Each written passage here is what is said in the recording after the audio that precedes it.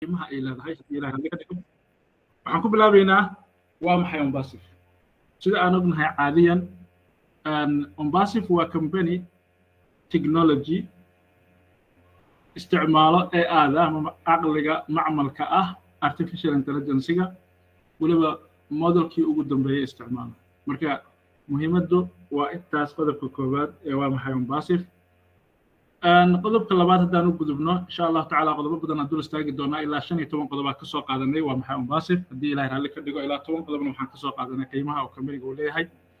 qodobka labaad haddaan u gudubno magaca company-gan waa Ombasif xaraf kasta wuxuu u taagan yahay sagaalkaas xaraf macna gaara runtiina wuxuu u dhisan yahay qaabka qofka bini'aadanka muuqaalkiisa oo u samaysan yahay markaad akhriso akhriska guud ee xaraf kasta meaning-ka ku jiro markaad hoos u akhrido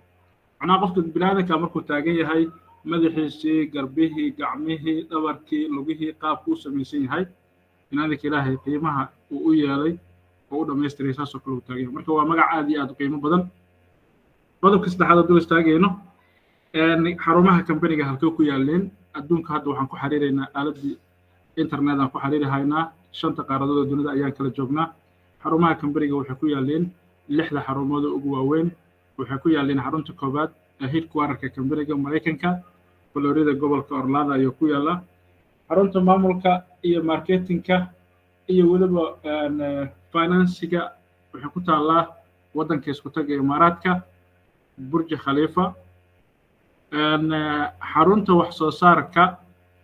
waxay ku taalaa Hindiya Hyderabad xarunta isku xirta bariga fog iyo bariga dhexe iyo Europe waxay ku taalaa Singapore ayay ku taalaa machine learning-ka iyo horumarinta programmada waxay ku yaaleen Egypt sidoo kale xarumaha wax soo saarka ee la taaban karana waxay ku yaaleen oo ku taala Bangladesh haddaba 6daas xarumood ayaa hadda sida official-ka anaga u naqaana asagoo company-gu ballan qaaday inuu adduunka oo dhan oo geey doono xarumihiisa haddii ilaahay raalli ka dhigo meelaha ugu soo horeeya waxaa la sheegaa inay tahay UK iyo isla gobolka waddanka Mareykanka gobol ka mid ah sidoo kale wadamada safka hore ku jira waxaa ka mid ah South Africa Senegal Australia marka insha Allah tacaala anagana ka mid ah noqon doona xarumaha company-ga haddaan kasoo gudubno ujeedada company-ga Ombasif loo sameeyay maxay tahay waxaan kasoo qaadanaynaa 3 qodob oo gaaban kow equal opportunity fursad isku wada mid ah in la helo fursad isku wada mid ah laga helo Ombasif dhexdeeda oo cid kasta ay ka faa'iideysan karto ayadoo jinsiyad loo fiirinayn system gaar ah loo fiirinayn aysan jirin labo in la saxo waxa la yiraahdo musuqa correcting the corruption-ka in lagu saxo oo internet-ka waxa laga sameeyaa billions lacagaha laga sameeyaa waliba suuqa ugu weyn adduunka maanta aan joogno waa internet-ka 70% waxa la sheegaa habaha wax lagu kala iibiyo lagu kala wareejiyo inay tahay internet-ka haddana waxa 70% ka yimaado khasaare fara badan in oona khasaarahaas imaanin loo yareeyo la saxo fursaduna loo mid loo wada sameeyahay noqoto ayaa loo sameeyay qodobka saddexaad uplifting humanity bini'aadanimo nolosha bini'aadanka wax laga bedelo marka ujeedada company-ga loo sameeyo waa taa haddii aan fiirino qodobka shanaad oo ah main objective waxyaaba ugu waaweyn company-gan inuu soo saaray productyaal content iyo 2 product oo wada digital waxaad content iyo 2 product oo wada digital ah oo baahida bini'aadanka dunida ku nool ku xiran oo ina ka maarmin ayuu company-gan soo saaray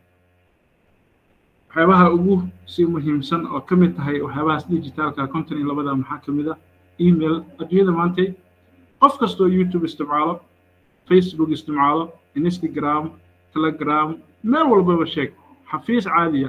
WhatsApp xataa caadiga markaa isticmaalaysid email aan isticmaali kartid qofku waa inuu email haysto ka bacdi oo program-ku fudaanaya company-gan wuxuu leeyahay email u gaara oo la yiraahdo Omail oo capacity-giisa oo yahay unlimited haddana leh fiijaro aan weli hore iimayladii adduunka ka jiray aan laga helin hadday tahay voice recording hadday tahay voice takis hadday tahay video recording waxyaaba fara badan uu leeyahay oo hore loo soo arkin waxaa ka mid ah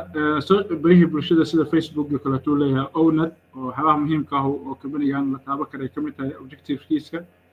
waxaa ka mid ah aaladda hadda caawa aan ku wada hadlayno ee Oconnecti Mombasa ayaa soo saartay oo iska leh ayada ayaa iska leh aan ku wada hadlayno shigidu ma baahnaba waan joognaa waa tanaan waxaa la yiraahdaa sagar muuqda su'aal kana waa hagaag marka waxaan u gudbaynaa qodobkii lixaad oo ah goorma kambanigan la aasaasay kambanigan waxaa la aasaasay 2017 ayaa la aasaasay laakiin systemkan teknolojiyadda wuxuu bilowday 2018 laga soo bilaabo waqtigaas ilaa maanta oon joogno 23ka Mombasa maalinba maalinta ka dambayso waxay noqonaysaa in populationkeeda iyo communitydeeda iyo wadamadeeda way ku sii kordhayaan qodobka toddobaad aasaasiyaasha yaa way kambanigan yaa soo aasaasay oo gundhig u ah dadka aasaasiyaasha kambanigan waxaa la sheegaa inay yihiin 1.4 million people ka kala yimiday ilaa 212 waddan oo dunida dacaladeeda ah oo dhammaan adduunka oo dhan shanta qaaradood ka yimiday waxaa la sheegaa dhammaantood dadkan iyadoon loo fiirinin waddan gaara dunida koobaad dunida labaad iyo dunida saddexaad aan loo fiirin si isku wada mid ah ayay si share isla wada eg iyo system isla isku wada mid ah ku wada bilaabay waa qodobkii hore anigu soo hadalnay oo ahay equal opportunity qodobka sideedaad fikirka nidaam noocaana in la keeno dunida yaa iska lahay waxaa iska lahay ninka lagu magacaabo Ash Mufarra oo aabaha Mombasa ah ama madaxa Mombasa hogaamiyaha Mombasa madaxweynaha ah ayaa iska leh Ash waa nin muslima ku dhashay waddanka Mareykanka ku soo barbaaray ku wax bartay sito shahaadada labaad ee master degree ee loo yaqaano ITE ama Information Technology E-commerce isagoo ka qaatay jaamacadda ku taalo waddankaas Mareykanka ee la yiraahdo Intercontinental University of America Ash haddaan wax yar kusii dul istaagno laga soo bilaabo bartamihii sagaashameeyihii ilaa waqtiga la joogo wuxuu ka mid yahay shakhsiyaadka ku xeel dheer aaladda internetka oo maanta aan isugu nimiday ka samaynteeda online marketing in lagu sameeyo marketing lagu sameeyo dadku ugu khibradda badan oo ka mid yahay especially haddana AI dhanka AI-ga in looga sameeyo online marketing dadka ugu farakutirska adduunka ayuu ka mid yahay jaalo badan oo la isweydiiyay ayaa jiro Mombasa ka hor Ash muxuu ahaa jiray siyaasi oo ahaa jiray ganacsade oo ahaa jiray ma professor jaamacadda oo ahaa jiray muxuu ahaa jiray su'aashaas dad badan ay isweydiiyo laakiin waa very simple Ash Mombasa ka hor wuxuu madax ka ahaa jiray company la yiraahdo GDI oo raadi kartaa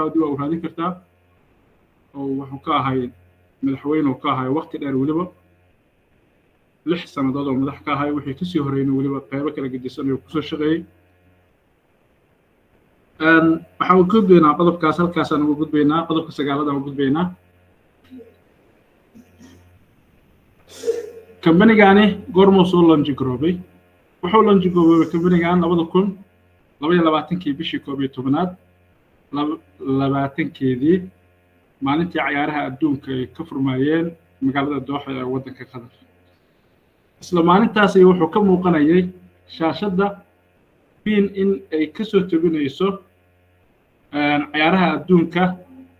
halkaas oo indhaha caalamka magacaan Mombasa soo jiidasho weyn ee ka heshay waa hagaag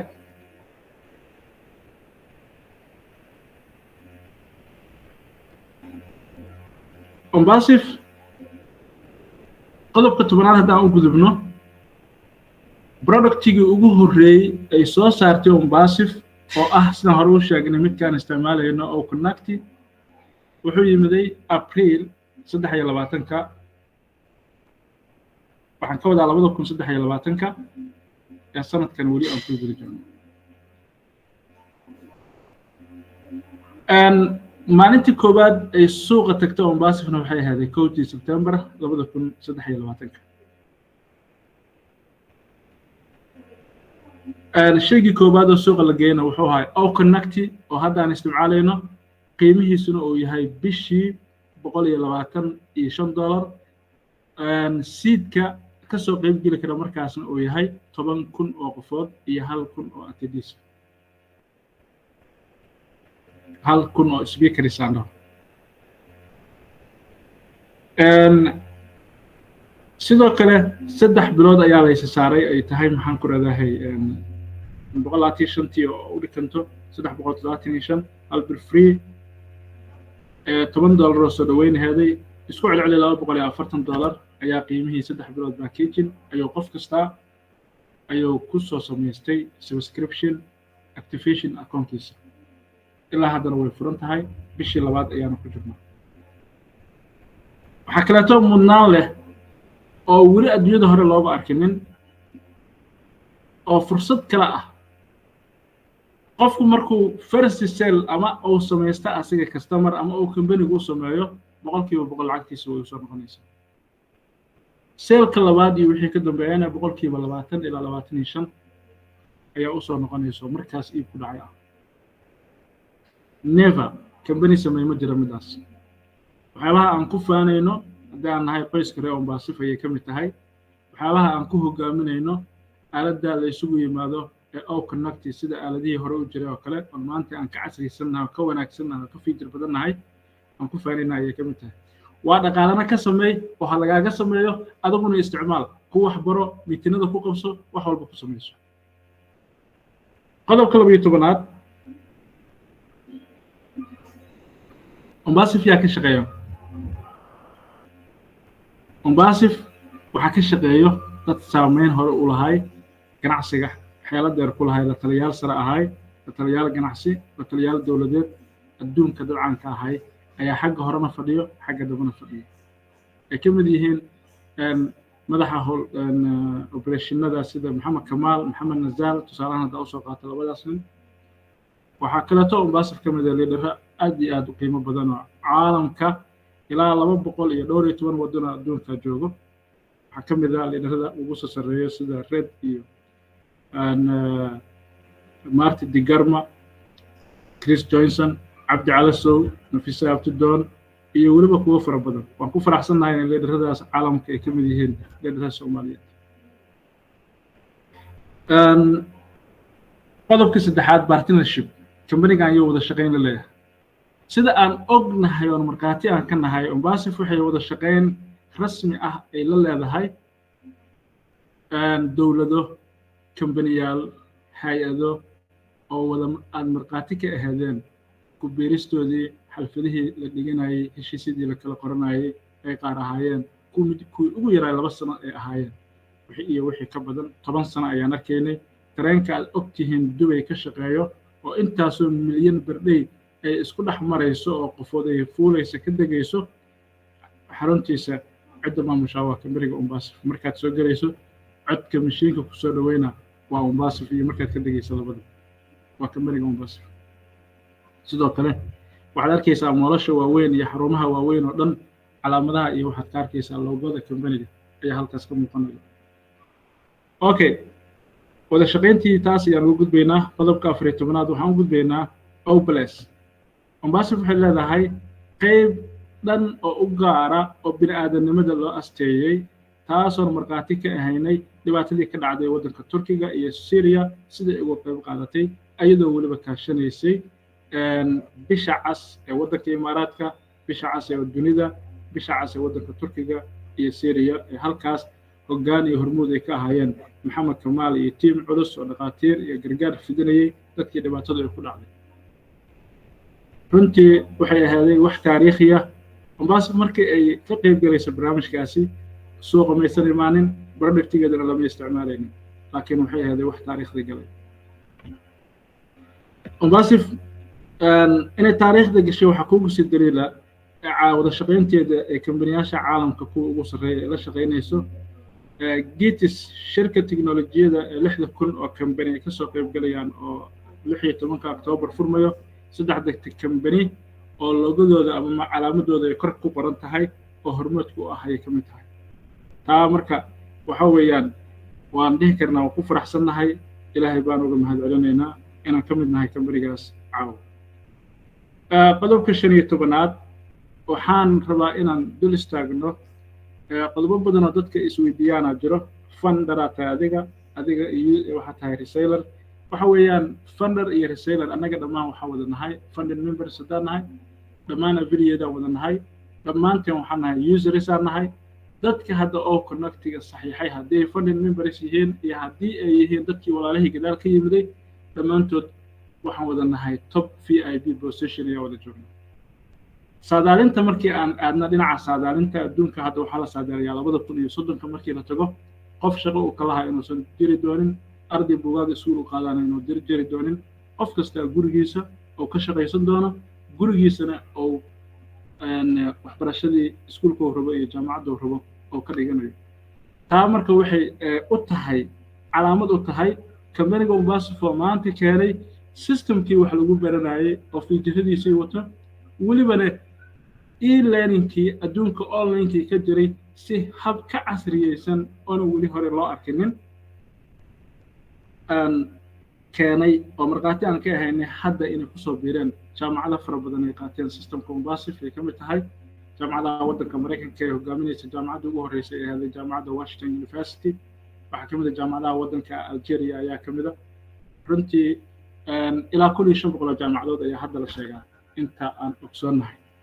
taa marka saadaalinta markaad fiiridid iyo siday wax u socdaan iyo qaabka ay wax yihiin iyo hadda productiga aan haysanno caawa aan ku wada hadlayno waa wax markaati doonta ah oo anaga markaati aan ka nahay marka intaa waxaan uga baxaynaa waxaan filayaa intaas yarta inay nooga filan tahay ama waqtiga ilaalinayo waa maxay companyga Umbasifo marka waxaan rabaa inaan u gudbo qiimaha uu leeyahay companyga Umbasifo maadaama aan ka soo hadalnay wuxuu ahay oo maanta yahay halka uu marayo Umbasifo waa fursad ganacsi oo cajiib ah oo loo dejiyay habka ganacsiga ee ugu wanaagsan adduunka maanta la joogo dunida 2023 waqtigan run ahaantiina horumarkan waxaa loo sameeyay bini'aadanka adduunka joogo isticmaalo internetka si isku wada mida inay u helaan fursadan ay uga wada faa'iideystaan okay qodobada aan rabo markiina soo qaato waxaa ka mid ah xorriyadda maaliyadda xorriyad dhaqaale iyo xorriyad waqti Umbasifo mar haddaad ka mid noqotay activationkiina aad saxiixday oo subscriptionkii aad samaysatay waa gaadhay boos la gaaro adduunka kii ugu wanaagsanayo kaas oo ah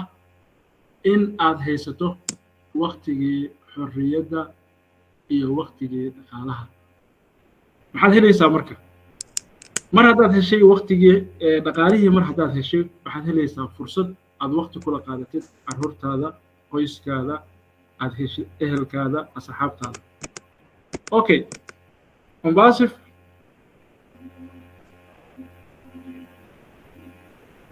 la noqo marka lamaan la noqo yaa lagaaga soo marin yaa lagaaga hormarin ka mid ahaw oo fursadan ka faa'iideyso Umbasifo wuxuu ku diyaariday helitaan xalal dhameystiran oo aad ka helaysid wax kasto oo aad maskaxdaada ku soo dhaco oo adduunyada aad ugu baahato Umbasifo waxay ku fududeynaysaa xal kasta oo haddana gudaheeda ku jiray ee ay ku qabanayo oo shaqadii ku fududeynayo haddii presentation tahay haddii program tahay haddii meeting tahay wax walba haddana ku sameeyay oo asiga shaqadii ku qabanayo oo aad ka fiirsanaysid kaliya meesha ugu dambayso oo ah faa'iidadii ku soo dhacday ama natiijadii ku timid hadaad macallin tahay shaqadiisaas ku qabanayo hadaad wariye tahay sidoo kale hadaad dhaqtar tahay sidoo kale hadaad siyaasi tahay waxa tahay ba ahaw waxaad haysataa caawiye ku caawinayo ku shaqeynayo dhaqaalihiina dhinac aad ka samaysanaysid noloshaadii kale dunidana adduunkana ku qabanayo waxyaalaha companygan oo aan innaba la ilaabi karin oo lafdhabarku ah waxaa ka mid ah beddelka nolosha maanta taagan oo loo bedelayo adduunka oo dhan green barwaaqo sooran asoo u marayo oblas waxaa runtii la yaab ah oo qiimaha oo kamarigan ku leeyahay waxaa ka mid ah Mombasif dadka ka mid ah oo affiliatedka userska reer Mombasif oo dhan ama funding member ha ahaadaano ama dadka gadaalka yimid ha ahaadaano dhammaantood waa hal qoys waa hal shakhsi waa dheer tahay waa gaaban tahay waa cad tahay waa madow tahay diin hebel ah haysataa ma jiraan waxaas kama jiraan only waa one family waa hal aragti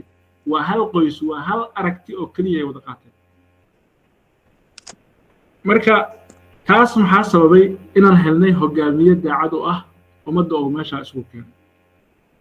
sidoo kale anaga Soomaali haddaan nahay waxaan nasiib u yeelanay hogaamiyaal daacad noo ah oo mar walbo noo taagan u taagan anaga horumarkeena fahamsiinteena gaarsiinteena ka dhaadhicinteena baristeena everything noo taagan waxaan si gaar ugu mahad celinayaa walaalahayga leaderska qiimaha badan gudoomiyahayga mudane Cabdi Cali Sow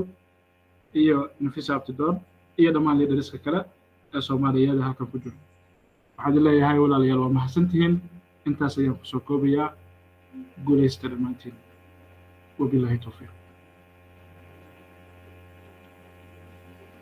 ما شاء الله mahadsanid aad iyo aad baan kaaga mahadcelinaynaa soo jeedintaada